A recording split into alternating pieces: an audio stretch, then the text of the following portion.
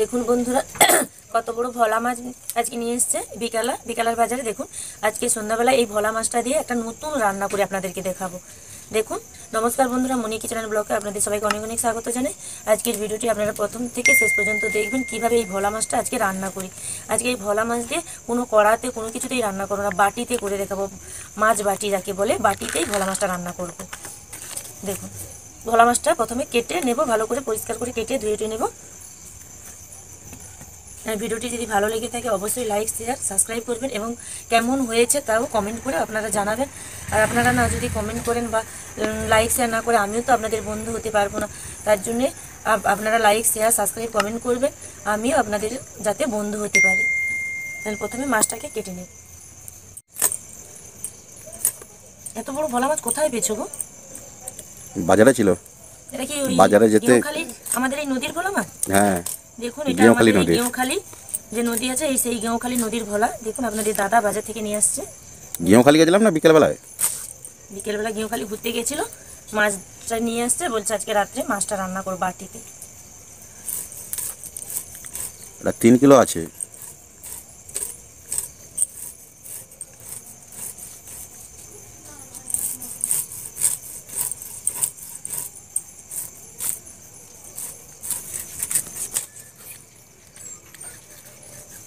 মাথাতে এত বড় মাছ রাখছো কি করবে? মাছটা কি খেয়েছে দেখুন।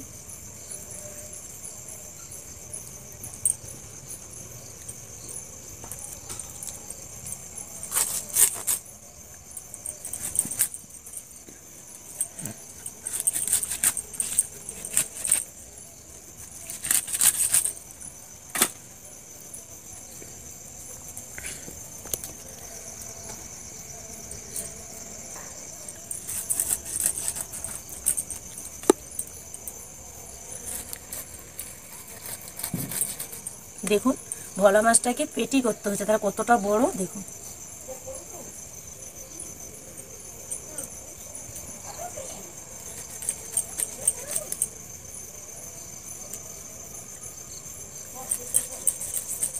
দেখুন এইভাবে কেটে নিয়েছি পেটিগুলো। আর ভেতরে এই যে দেখুন আটাটা আছে, এই তেলটা আমি বের করবো না, এই ভোলা মাছের ভেতরেই থাকবে, মানে পেটির ভেতরে।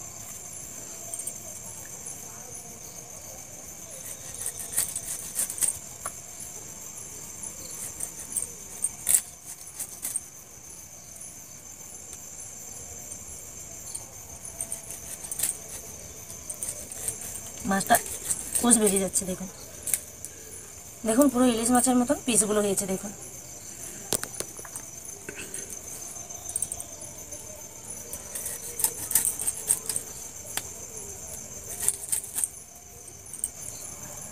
দেখুন মাছটা পুরো কাটা হয়ে গেছে। এবার ভালো করে পরিষ্কার করে ধুয়ে আনবো।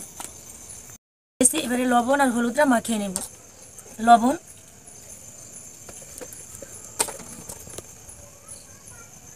হলুদ গুঁড়ো,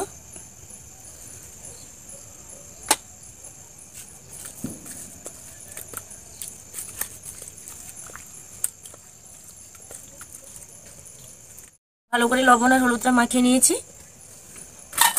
আমি এখানে যে মাছগুলো রান্না করব নিয়ে নিচ্ছি। এবারে উনানটা ধরে মাছটাকে প্রথমে ভেজে নেব। ভেজে এই বাটিতে করে সব কিছু মশলা দিয়ে, যা কিছু মশলা দিয়ে আমি এটাকে উনানে বসিয়ে দেবো। বাটিটা দিলে বাটিতেই মাছটা হয়ে যাবে। দেখুন উনানটা ধরে নিয়েছি, কড়াটা বসিয়ে দিয়েছি। এবার মাছগুলোকে হালকা একটু ভেজে নেব, তার জন্য সরিষা তেল দিয়ে দিচ্ছি। তেলটা গরম হয়ে গেছে, এবারে মাছগুলো একটা একটা করে ভেজে নেব।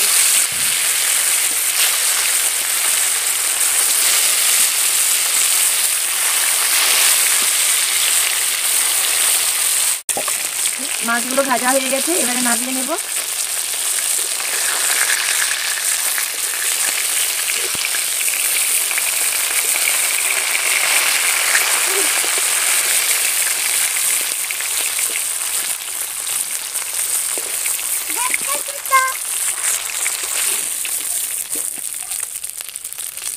দেখুন মাছগুলোকে ভেজে নিয়েছি হালকা করে, এবারে কড়াটা নামিয়ে দিয়েছি।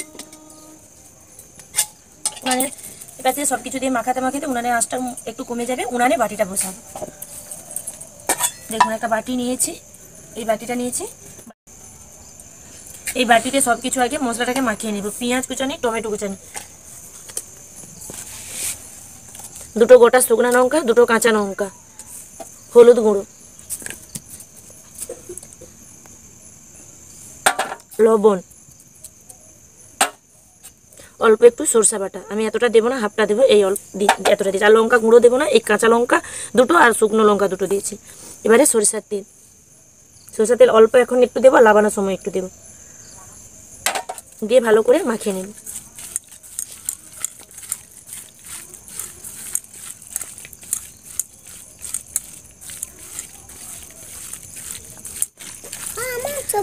দেখুন ভালো করে সব কিছু দিয়ে মেখে নিয়েছি। দেখুন এই জলটা দিয়ে দিচ্ছি, ব্যাস হয়ে গেছে। এবারে মাছগুলো দিয়ে দিচ্ছি। দেখুন মাছগুলো, তুমি কি ভাজা মাছ খাবে? এতে দেখো না, বাটিতে করে রান্না করবো।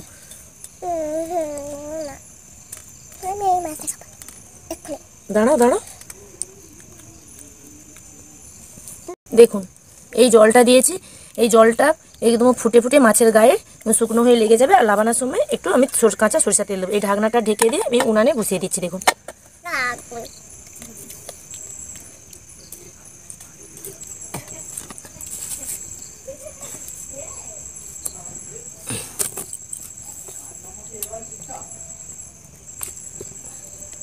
উনানের তাপে বসিয়ে দিয়েছে, আর জ্বালন দেবো না। যে গুঠা নিচে তাপটা আছে ওতেই মাছটা ফুটে যাবে। এবারে আমি এই ঢাকনাটা দিয়ে আধ ঘন্টা ফুটিয়ে নেব, তারপরে আধ ঘন্টা পর আপনাদেরকে দেখাবো। হয়ে গেছে, এবারে আমি ঢাকনাটা খুলে দেখবো কেমন হয়েছে। আর উনানের আঁচটাও কমে গেছে।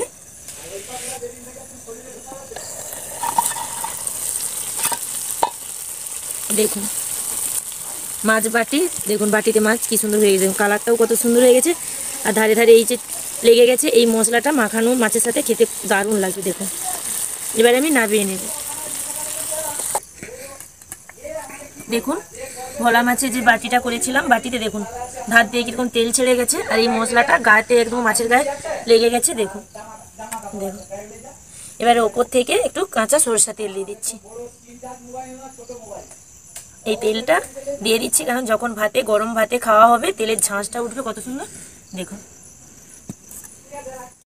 দেখুন ভোলা মাছের বাটিটা যে করেছি, দেখুন ওপর থেকে সরষা তেল দিয়ে দিয়েছি। দেখুন মাছটা দেখুন আমি হালকা ভেজেছি, দেখুন কত সুন্দর হয়েছে, কুচকুচা দেখুন নরম হয়েছে।